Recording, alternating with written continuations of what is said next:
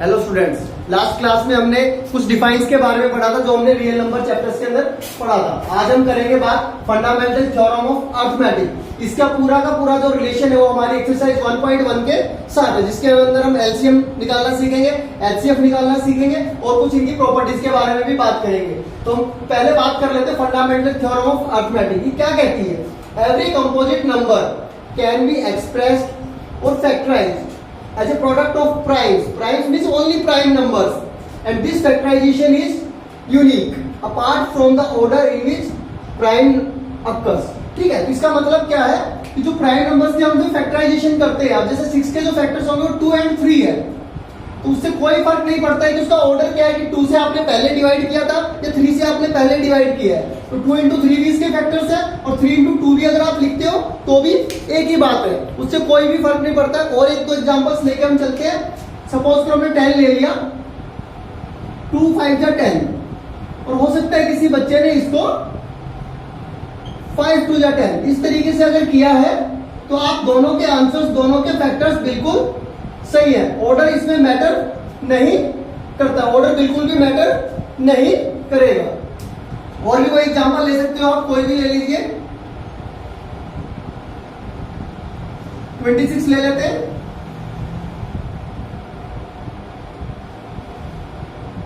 2 into 13, 13 into 2, तो order doesn't matter, order से हमारे को कोई भी फर्क नहीं पड़ता है। आप इस थ्योरम को नोट कीजिए, फिर हम एक्सरसाइज 1.1 के क्वेश्चंस अकॉर्डिंग टू एनसीईआरटी करेंगे। नोट डाउन करो बच्चों। ठीक है स्टूडेंट्स, आपने नोट डाउन कर लिया होगा। अब हम एक्सरसाइज 1.1 की तरफ बढ़ते हैं। अब हम यहाँ पे सारे एक्सरसाइज के एक एक क्वेश्चंस को एक सीरियल ऑर्डर में सोल्व करेंगे ताकि आपको एनसीईआरटी में कहीं पे भी कोई प्रॉब्लम ना आए। सबसे पहला जो क्वेश्चन है हमारे पास वो है express each number. Question number 1, exercise 1.1, express each number as a product of its prime factors. इसमें क्या करना है हमारे को? फर्स्ट पार्ट हमारे को देखो 140। इसमें हमारे को क्या करना है? 140 के प्राइम फैक्टर्स करके दिखाने हैं। तो देखो कैसे करेंगे हम लोग 140 के प्राइम फैक्टर्स। सबको, हर बच्चे को पता है कि प्राइम नंबर्स क्या होते हैं, 2 3 5 7। ठीक है, सबसे पहले हम लीस्ट नंबर से करते हैं। 270, 2 3 जा 6, 2 5, सिंपली डिवाइड करना है आप लोगों ने। तो फैक्टर्स क्या हो गए हमारे पास? 140 is equal to 2 into 2 into 5 into 7। आपकी जो एनसीईआरटी में जो आंसर लिखा हुआ वो लिखा हुआ 2 raised to power 2 into 5 into 7। अगर आप ये भी लिखते हो तो भी आपको फुल मार्क्स मिलेंगे, और ये भी अगर आप लिखते हो तब भी आपको पूरे मार्क्स मिलेंगे। ठीक है बच्चों, तो जो सेकंड पार्ट है हमारे पास, इसी तरीके से हम हर एक पार्ट के फैक्टर्स कर सकते हो। सेकंड पार्ट में हमारे को वैल्यू दी हुई है 156। तो 156 के हम फैक्टर्स करेंगे। तो 156 के फैक्टर्स कैसे करेंगे? देखो सबसे पहले इसमें हमारे को क्या चीज गिवन है? 6। तो जिस किसी नंबर के एंड में प्राइम इवन नंबर है तो हम उसको 2 से डिवाइड करेंगे। 2 7 जा 2 8 जा 16। फिर ये 2 से डिवाइड हो रहा है, 2 3 जा 6, 1 रिमाइंडर, 2 9 जा 18। 3 से डिवाइड हो रहा है और 13 से डिवाइड हो रहा है। 156 के फैक्टर्स आ गए आपके पास 2 into 2 into 3 into 13। Again 2 raised to power 2 into 3 into 13। तो ये हमारे हो गए प्राइम फैक्टर्स। तो नेक्स्ट पार्ट अब करेंगे हम लोग थर्ड पार्ट, 3 8 2 5। नंबर क्या हमारे पास? 3 8 2 5। देखो अभी अब थोड़ी देर पहले हमने जो डिस्कस किया था कि अर्थमेटिक फंडामेंटल थ्योरम के बारे में, उसमें क्या होता है कि जो प्राइम नंबर्स का जो ऑर्डर होता है वो कोई भी हो सकता है, जरूरी नहीं कि मुझे इसको लिस्ट नंबर से। अब देखो 2 से तो ये डिवाइड हो ही नहीं रहा है, तो मैंने क्या करा? मैंने देखा 5, तो मैंने सबसे पहले इसको 5 से ही डिवाइड कर दिया। हो सकता है किसी और नंबर से भी डिवाइड हो रहा होगा, देखते हैं। 5 7 जा 35, कितना आ गया आपके पास रिमाइंडर? 3, 5 6 जा 30, 2 रिमाइंडर, 5 5 जा 25। फिर हम 5 से डिवाइड कर रहे हैं इसको, 5 1 जा 5, 2 रिमाइंडर, 5 5 जा 25, 1 रिमाइंडर, 5 3 जा 15। अब देखो 1 5 3, अगर इन डिजिट्स को अगर हम ऐड करते हैं तो हमारे ऐड करने के बाद क्या आ रहा है, 1 + 5 + 3 9, और 9 हमारा 3 के टेबल में आता है। और डिविजिबिलिटी ऑफ 3 क्या कहलाती है, सम ऑफ डिजिट्स। किसी भी नंबर की जो डिजिट्स का जो सम है अगर वो 3 के टेबल में आता है तो वह कंप्लीट नंबर हमारा 3 से डिविजिबल हो जाएगा। 3 5 जा 50, 3 1 जा 3, फिर देखो 51 आ गया, 5 + 1 17 1 जा 17। तो अब 3 8 2 5 के जो फैक्टर्स है वो हो जाएंगे आपके पास 5 × 5 × 3 × 3 × 17। आप इस तरीके से भी लिख सकते हो। ठीक है बच्चों, आप सॉल्यूशंस पोज करके भी नोट डाउन कर सकते हो आराम से। तो नेक्स्ट क्वेश्चन हम करते हैं, फोर्थ पार्ट इसका।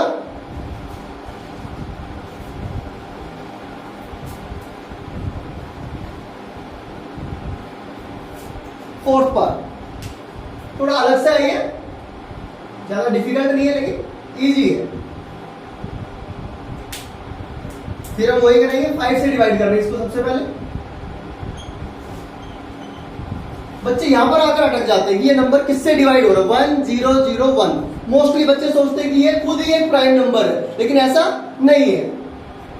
हम 7 से डिवाइड करते हैं, 7 1 जा 7, अब रिमाइंडर आ गया 3, 7 4 जा 28, अगेन रिमाइंडर आ गया 2, 7 3 जा 21। अब देखो अभी किससे डिवाइड होगा, 7 के बाद कौन सा प्राइम नंबर आता है हमारे पास, 11, 11 1 जा 11, 11 3 जा 33।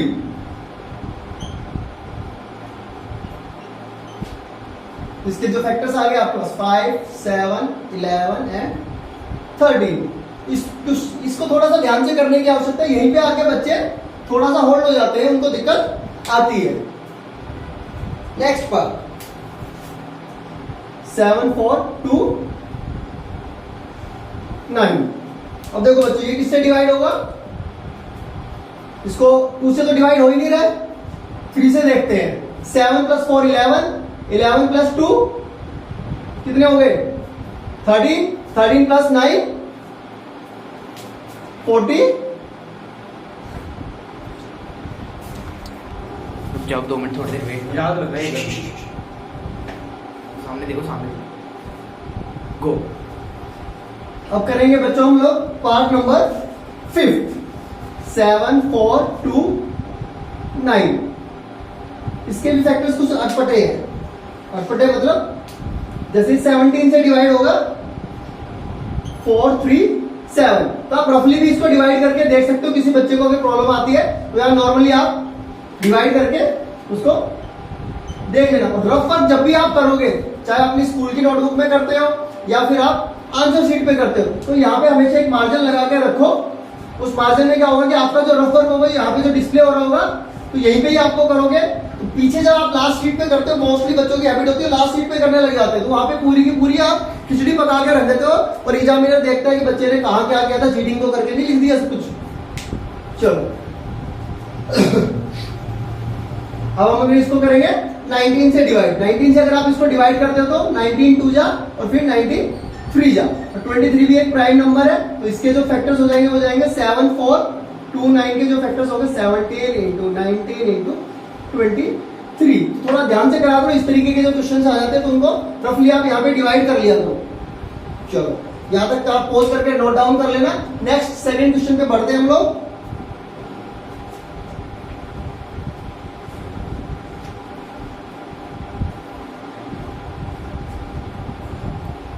सेकंड क्वेश्चन में करना क्या है, देखो बच्चों, फाइंड एलसीएम एंड एचसीएफ। सुनने में बहुत आसान लग रहा है और आसान ही होगा। Find LCM and HCF of the following pairs of integers and verify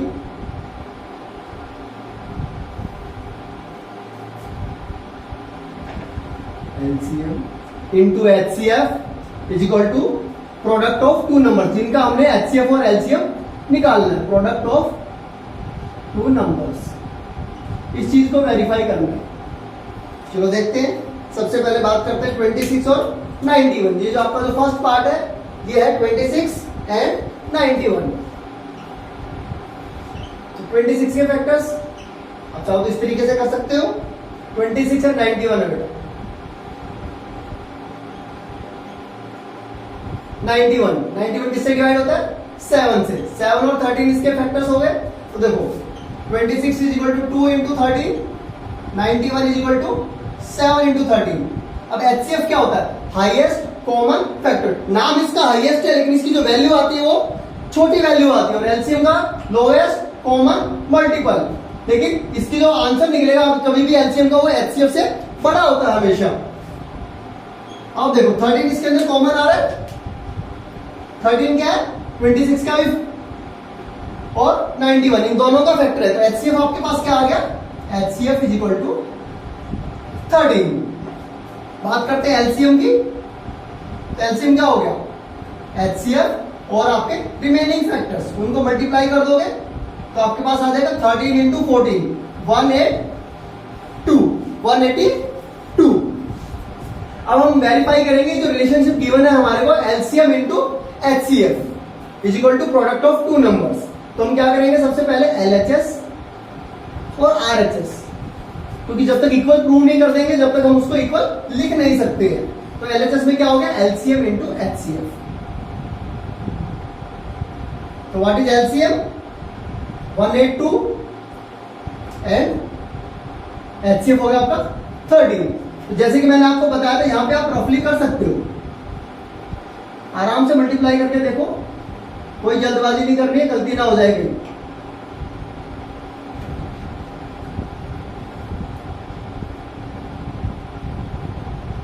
to 366। तो जितने आसान क्वेश्चन होते हैं उसमें गलती होने के बहुत ज्यादा चांसेस होते हैं, क्योंकि आप सोचते हो कि भाई एलसीएम एचसीएफ हमने तो 5th में भी पढ़ा था, 7th में भी पढ़ा था, 8th में भी पढ़ा है, लेकिन फिर भी कहीं ना कहीं इन क्वेश्चंस में गलती हो जाती है। अब प्रोडक्ट ऑफ टू नंबर्स आ जाएगा इधर, प्रोडक्ट ऑफ टू नंबर्स। आप इसको शॉर्ट में भी एनएस करके लिख सकते हो, 26 इंटू 91। फिर वही मल्टीप्लाई करके देख लो, कोई दिक्कत नहीं है, गलती नहीं होनी चाहिए। लेकिन 9 6 जा 6 6 3। देखो इन दोनों को भी मल्टीप्लाई किया तो भी आपके पास 266 आ गया, यहां से भी 2366 आ गया। तो क्या हुआ आपके पास? LHS equal to RHS. अब ये आपके पास एलएचएस और आरएचएस दोनों इक्वल आ गई है, तो क्या लिखा हुआ था? Verify, hence verify. Complete solution है। रफ वर्क भी आप यहाँ पे आप इजीली दिखा सकते हो, तो टीचर को पता चल जाएगा कि भाई एग्जामिनर को कि बच्चे ने यहाँ पे खुद किया है, किसी से पूछ के नहीं किया, कोई चीटिंग नहीं की है। Next part,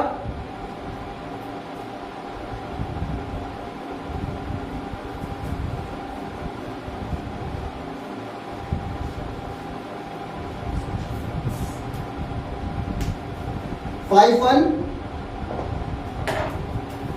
0 and 92।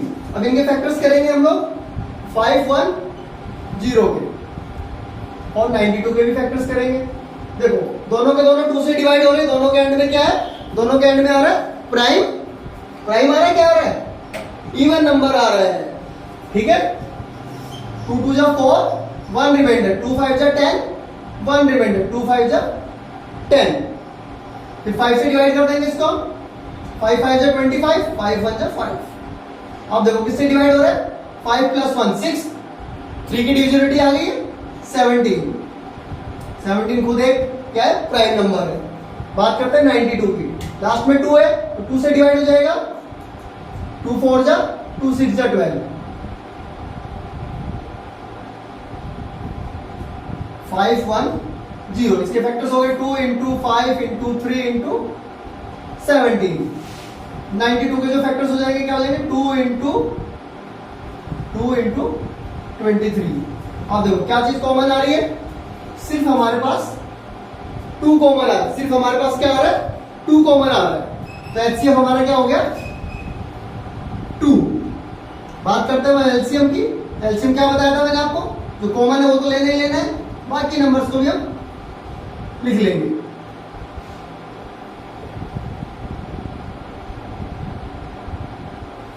अगर आप इन सबको मल्टीप्लाई करोगे तो मल्टीप्लाई करके क्या आंसर आएगा आपके पास 2 3 4 6 0।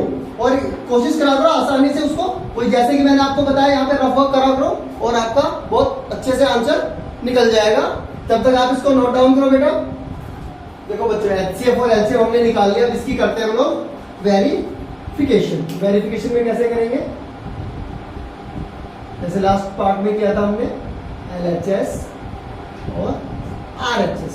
यहाँ पे तो हम क्या करेंगे एचसीएफ और एलसीएम को इंटू कर देंगे 2 3 4 6 0 इंटू 2। ये आपका हो गया LHS LCM इंटू HCF। और यहाँ पे आ जाएगा आपके दोनों नंबर 510 इंटू 92। अब इसको मल्टीप्लाई करते हैं तो 2 से तो बिल्कुल सिंपल हो जाएगा। यहाँ पे 2 6 12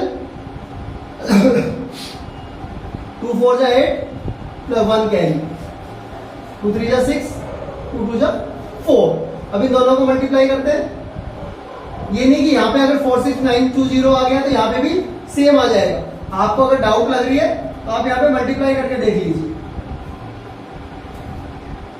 9 0 9 9 5 45 0 2 9 6। कभी भी कोई भी कंफ्यूजन होता है तो अपना कंफ्यूजन हमेशा दूर करो और उसको मल्टीप्लाई कर लो। LHS equal to RHS, hence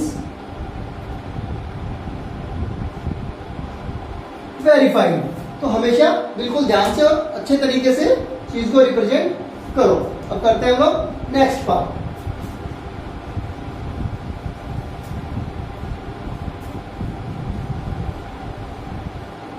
ये इस क्वेश्चन का लास्ट पार्ट है।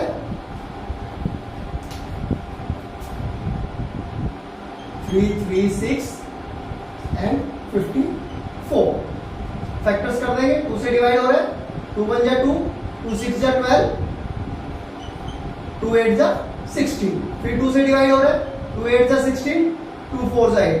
फिर 2 से डिवाइड हो रहा है अगेन 2 से 3 7 जा। ठीक है, ये तो हमारे पास इसके फैक्टर्स आ गए हैं। अब इसके भी फैक्टर्स कर दीजिए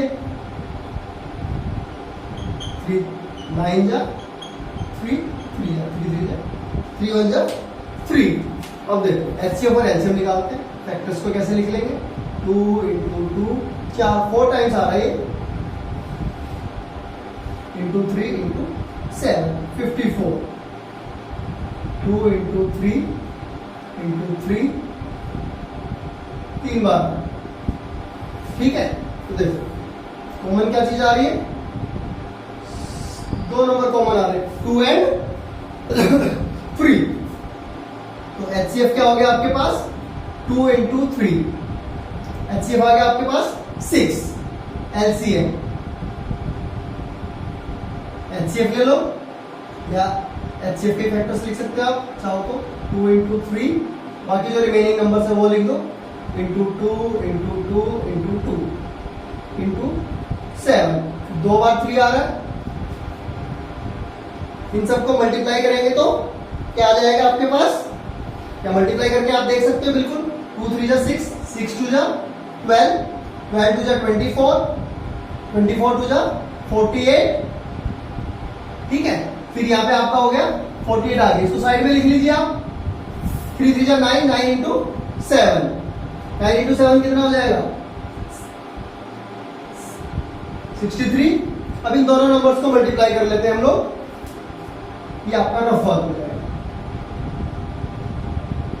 रफली इंटू करो 3 8 जा 2 कैरी 3 4 जा 12 3 6 8 जा 48 4 कैरी हो जाएगी आपके लिए 6 4 जा 24 20 4 2 8 plus 1 9।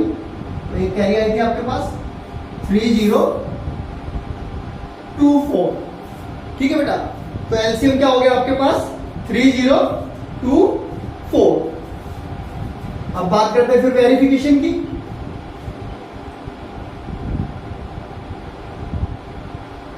LHS and RHS, LHS RHS, तो वही चीज है LCM इंटू HCF। और इधर आपके दोनों नंबर आ जाएंगे 336 इंटू 54। अब इसको मल्टीप्लाई करते हैं, 6 4 जा 24, 2 कैरी, 6 2 जा 12 एंड 14, 6 3 जा 18, 1844, 1844। और फिर हम इसको कैलकुलेट करते हैं। तो 54 का टेबल तो हर बच्चे को नहीं आता होगा, तो आप यहाँ पे मल्टीप्लाई करके देखिए। 4 6 जा 24, 2 कैरी, 4 3 जा 12, 12 प्लस 2 14, 4 3 जा 12 13, फिर 5 से इंटू करेंगे, 5 6 जा 30, 5 3 जा 15 और 3 कैरी जो आएगी आपके पास 18 हो जाएगा, 5 3 जा 15 और 8 16, 4 4 1 8। जरा सी भी डाउट लगे मल्टीप्लाई कर लिया करो। LHS equal to RHS, hence verified. ठीक है बच्चों, तो पोज करके नोट कर लिया करो। नेक्स्ट आगे करते हैं हम लोग, क्वेश्चन नंबर 3 करेंगे।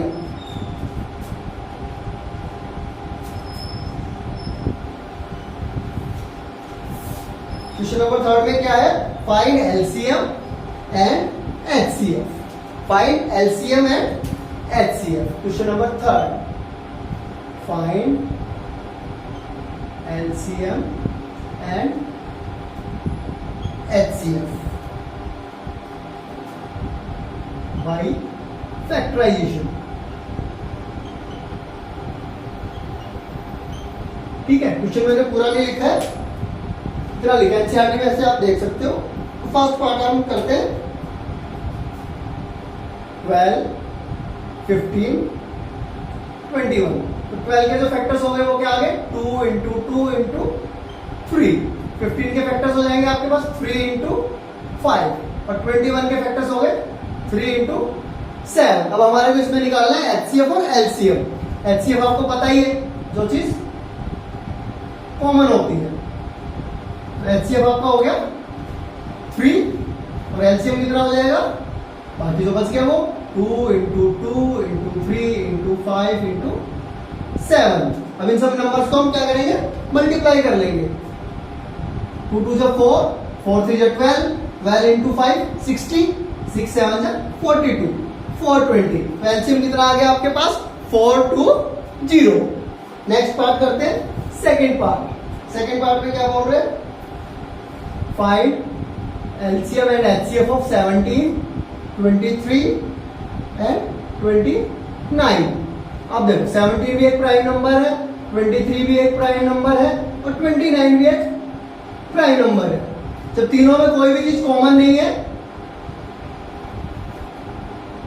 17 into 1, 23 is equal to 23 into 1, 29 into 1, तो 1 कॉमन आ रहा है। देखो जब सारे के सारे प्राइम नंबर्स होते हैं तो उसका HCF हमेशा 1 होता है। तो HCF हो गया 1, LCM के लिए वही है, तीनों को मल्टीप्लाई कर दीजिए आप। ठीक है, यहीं पे रफ में कर लीजिए आप। 17 इंटू 23 51, 17 टू 34, 193। अब देखो 29 से मल्टीप्लाई कर दो, 9 1 जा 9, 9 9 जा 81, 8 कैरी हो गया आपके पास, 9 3 जा 27, 27 प्लस 8 35। मल्टीप्लाई कर देंगे फिर इसको, 2 1 जा 2, 2 9 जा 18, 2 3 जा 6 और 1 कैरी आ गए तो 7, 9 3 3 10। एलसीएम हो गया 1 0 3 3 9। देखो बच्चों, कैलकुलेशन मल्टीप्लाई करने में कोई नहीं शर्माना है, बेझिझक होकर के आप अपने मार्जिन लगा करके आप इजीली कर सकते हो। तो इसका आंसर हो गया आपके पास 1 0 3 3 9। Next part,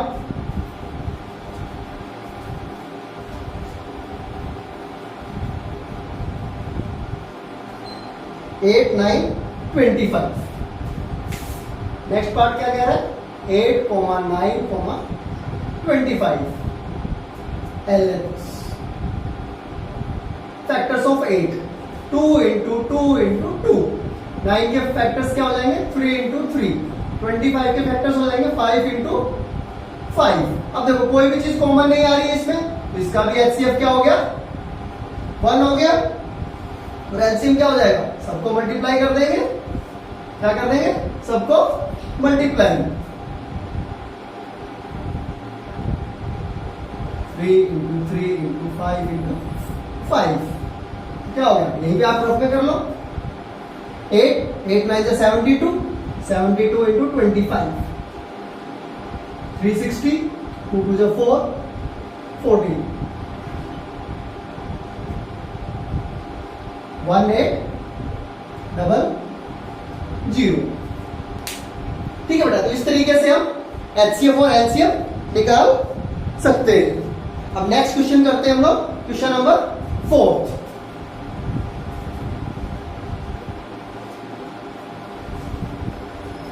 question number 4, question number 4 में क्या बताया गया है, given that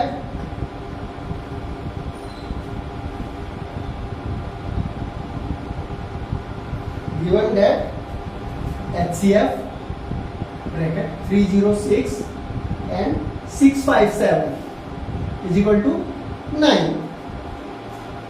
Find LCM. Find LCM. LCM कैसे निकलेगा, LCM किसका निकालना है, 306 and 657 का। इसका सॉल्यूशन कैसे करेंगे हम लोग बेटो, देखो बच्चों हमने रिलेशनशिप पढ़ी थी, LCM into HCF is equal to product of two numbers. हमने लास्ट क्वेश्चन में भी इसका इस्तेमाल किया था, उसमें हमने इसको वेरीफाई करके दिखाया था। अब हम इसको इस्तेमाल कर रहे हैं, तो एलसीएम कितना गिवन है आपको, ये हमें फाइंड आउट करना है। एलसीएम हो गया 9, LCM we have to find out product of two numbers 306 and 657। तो एलसीएम यहां पे आ जाएगा आपके पास, और ये 9 यहां मल्टीप्लाई में है। तो लीनियर इक्वेशन में हमने सीखा हुआ है कि जो चीज मल्टीप्लाई में होती है, तो जब हम साइड चेंज करते हैं तो एलएचएस से आरएचएस की तरफ जाते हैं, तो मल्टीप्लाई वाली चीज डिवाइड में हो जाएगी। ये डिवाइड में आ गया, इसको कैंसिल आउट करेंगे।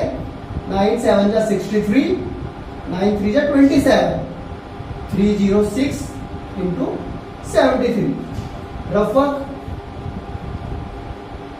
306 into 73, 3 6 जा 18, 3 3 जा 9, 7 6 जा 42, 7 3 जा 21, 8 3 3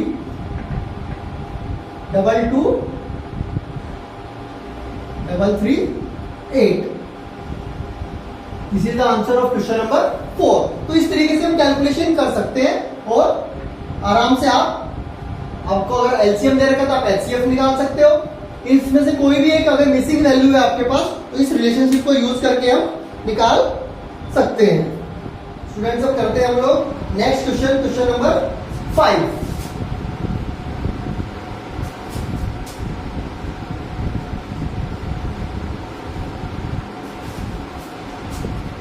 क्वेश्चन नंबर 5 क्या है, क्वेश्चन नंबर 5 में check weather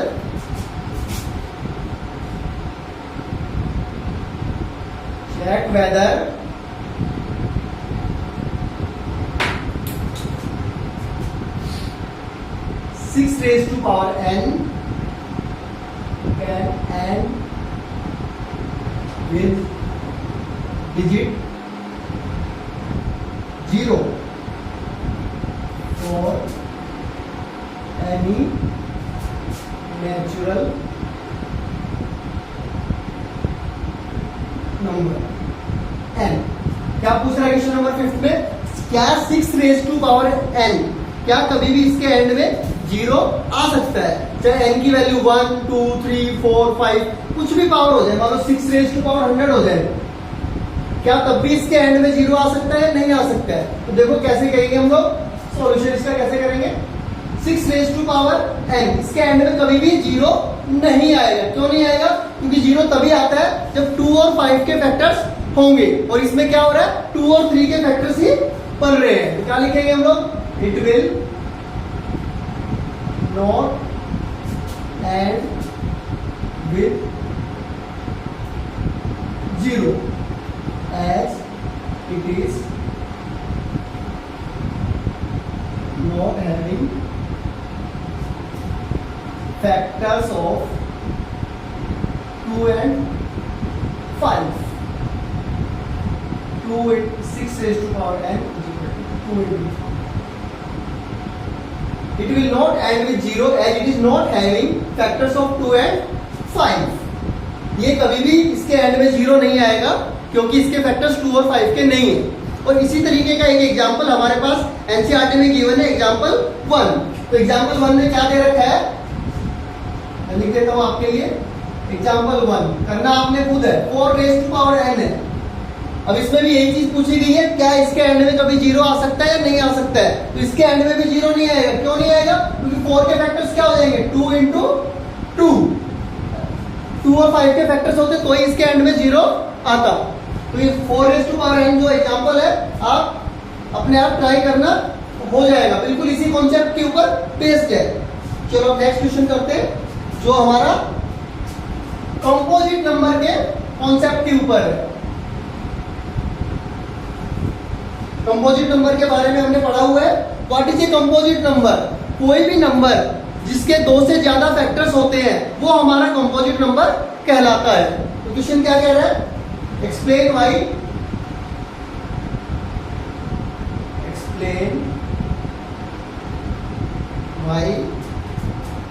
7 into 11 into 13 plus 13। ठीक है, इसके 2 पार्ट्स हैं, तो पहले एक करते हैं फिर दूसरा करेंगे। पहले हम इस वाले को करते हैं। 13 कॉमन ले लेंगे इसमें से। 7 into 11 into 1 plus 1 13, तो ये हो गया 77 plus 1 13 into 78 13 into 78। अब देखो 13 तो खुद ही एक प्राइम नंबर है, तो 78 के हम फैक्टर्स कर देते हैं। 78 के फैक्टर्स आप रफ में भी कर सकते हो। तो कितने आ गए, 2 आ गया, फिर एक और 2 13, और 1 तो सभी का फैक्टर होता ही होता है। तो hence it is a composite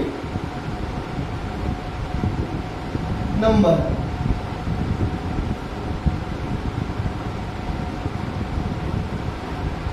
As it is having more than 2 factors। ठीक है भाई, देखो बच्चों, कंपोजिट नंबर की डिफाइन हमारी लिख दी हमने कि नंबर के 2 से ज्यादा फैक्टर्स है तो ये कंपोजिट नंबर हो जाएगा। और यहाँ पे हमने इस चीज को प्रूव भी कर दिया है।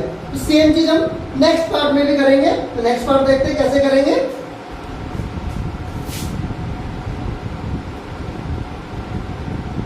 इसी का नेक्स्ट पार्ट है 7 into 6 into 5 into 4 into 3 into 2 into 1 plus 5। ठीक है, तो इसको कैसे करेंगे? अब देखो इसमें से क्या चीज कॉमन आ गई, 5 कॉमन आ गई। यहाँ पे इसको पूरे को ऐसे उतार लेते हैं, कोई भी स्टेप मिस नहीं करनी है हमने। 5 कॉमन आ गया, तो अंदर क्या बच गया, 7 into 5 तो कॉमन ले लिया हमने, तो 6 बचेगा। 4 3 2 1 प्लस 1। ठीक है, तो बच्चों हमने क्या करा, 5 को कॉमन ले लिया है। तो 5 को जैसे ही हमने कॉमन लिया, तो इन सबको मल्टीप्लाई करते हैं हम लोग। यहां तक मल्टीप्लाई करेंगे तो क्या हो जाएगा, 7 6 जा 42। ठीक है, ये 42 हो गया आपका। अब इधर से इन तीनों को मल्टीप्लाई कर लो आप। 6 3 2 जा 6 into 4 24 को इससे मल्टीप्लाई कर दो। आराम से करो, कोई जल्दबाजी करने की आवश्यकता नहीं है। कैलकुलेशन नॉर्मली आप कैलकुलेशन करो। 4 2 जा 8 4 4 जा 16 2 2 जा 4, 2 4 जा 8, 8 प्लस 1 9, इन सबको मल्टीप्लाई करके क्या आ गया आपके पास 1 0 8 प्लस 1। अब हमने क्या करा 5 इंटू 1 0 0 9, ठीक है। तो ये 1 को हम इसमें ऐड कर देंगे तो हमारे पास क्या हो गया, फैक्टर्स क्या आ गए 5, 3 फैक्टर्स आ गए हमारे पास। देयरफॉर अब यहां पे भी लिख सकते हो hence it is a composite number as it is having more than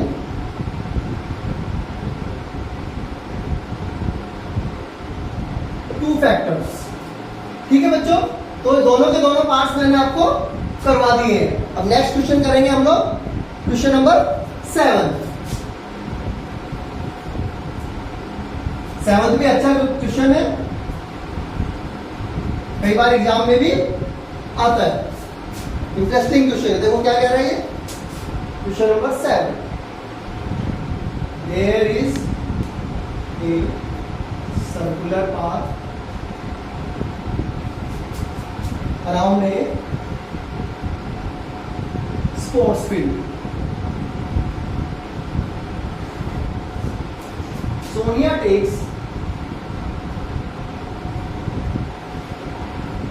takes 18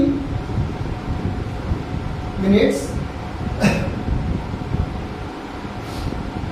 to drive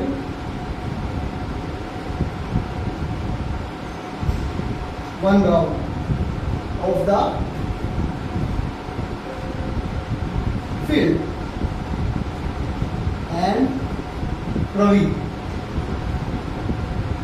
takes 12 minutes for same. Suppose they both starts at the same point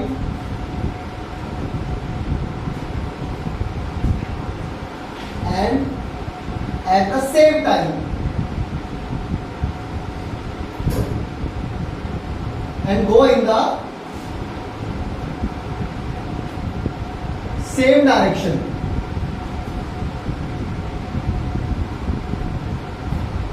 After how many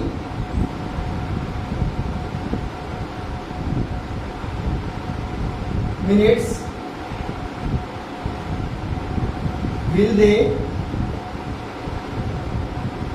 again meet? Will they meet at the starting point? Question में क्या बोल रहा है वो, एक circular path बना हुआ है स्पोर्ट्स फील्ड के चारों तरफ, उसके एक चक्कर लगाती है सोनिया और एक चक्कर लगा रहा है रवि। सोनिया को लगती है 18 मिनट उस चक्कर को कंप्लीट करने के लिए, सोनिया को लगती है 18 मिनट और रवि को लग रही है 12 मिनट सेम राउंड को कंप्लीट करने के लिए, और वो एक ही पॉइंट से सेम टाइम के ऊपर दौड़ना स्टार्ट करते हैं। और इसमें लास्ट में आपसे क्या पूछा गया है कि वो स्टार्टिंग पॉइंट पे मतलब एक फिर कब मिलेंगे, वो इकट्ठे होंगे कब होंगे, जब वो इकट्ठे होंगे तो that will be the minimum time. तो सबसे कम समय, जो पहली बार कोई वो दोनों एक बार से दौड़ रहे हैं तो मिनिमम टाइम के अंदर वो मिलेंगे। और मिनिमम के लिए हमारे को क्या निकालना होता है, लीस्ट मिनिमम। कोई भी कम के लिए क्या निकालते हैं हम लोग, एलसीएम। तो इसका सॉल्यूशन क्या हो जाएगा, to find out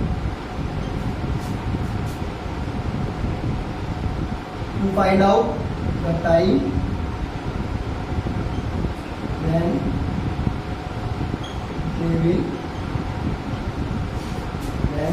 they will meet again. When they will meet again. To find the time when they will meet again, we have to find out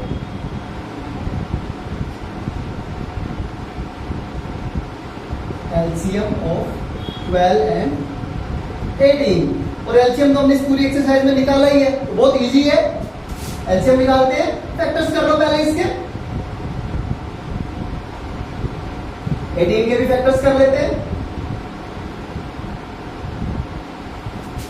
12 is equal to 2 into 2 into 3. 18 is equal to 2 into 3 into 3. LCM क्या हो जाएगा? देखो ये तो common हो गए, 6 2 3 जा 6 6 2 जा 12 12 into 3 36। कितने समय के बाद वो मिलेंगे स्टार्टिंग पॉइंट पे? They will meet after 36 minutes. तो they will meet after 36 minutes. तो 36 मिनट्स आपका आंसर हो जाएगा। ये तो सारा का सारा जो जितनी भी हमने पूरी एक्सरसाइज की है, इसके एग्जांपल्स में कोई भी डाउट हो तो आप कमेंट कर देना, तो उसका सॉल्यूशन आपको प्रोवाइड कर दिया जाएगा। वैसे आवश्यकता नहीं है, क्योंकि जितना भी मैंने आपको कॉन्सेप्ट करवाया एलसीएम बेस्ड, एचसीएफ बेस्ड, तो सारे के सारे क्वेश्चंस आपके कवर अप हो गए हैं। और एक जो एग्जांपल मैंने अभी लास्ट में बताया था पहले, तो 4n वाला जो बताया था उसको आप जरूर कर लेना। अभी आप इसको नोट डाउन कीजिए। बच्चों आज की क्लास हम यही ओवर करते हैं। आज हमने क्लास में क्या करा, 1.1 एक्सरसाइज की है चैप्टर 1 की, और इसके जितने भी नोट्स हैं आपको हमारे डिस्क्रिप्शन में मिल जाएंगे, और हमारे आप वेबसाइट से भी डाउनलोड कर सकते हो, और हमारे और फर्दर इंफॉर्मेशन के लिए इंस्टाग्राम हैंडल और हमारे टेलीग्राम चैनल से जुड़ सकते हो। Thank you.